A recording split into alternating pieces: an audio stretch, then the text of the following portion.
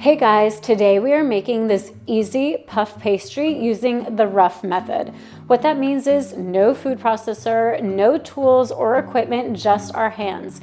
The reason for this is we want the butter to stay as cold as possible and in chunks because that is what gives puff pastry those gorgeous flaky layers. Our version is of course gluten-free, eggless, nut-free, and it can easily be made vegan with a few tweaks. So come on, let's make it.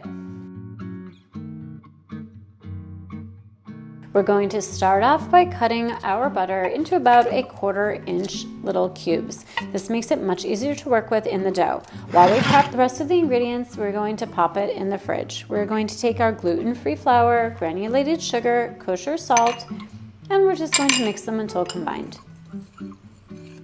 Next, we're going to take our butter out of the fridge and we're going to work it into the dough. We do not want to squeeze it until it has disappeared. We still want to see chunks of butter.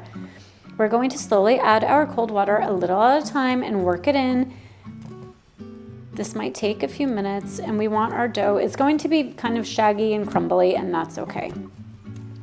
Next, we're going to flour a clean surface and we're going to take our dough and work it a few times until it is soft enough to roll out.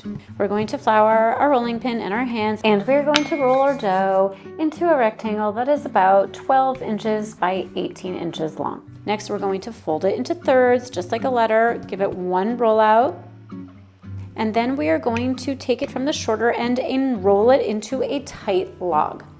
Once it is in the tight log, we're going to press it down with our hands to form a square.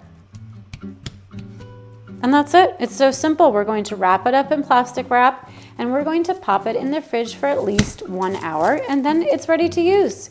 It's so simple and so delicious. I hope you guys love it as much as we do. Enjoy.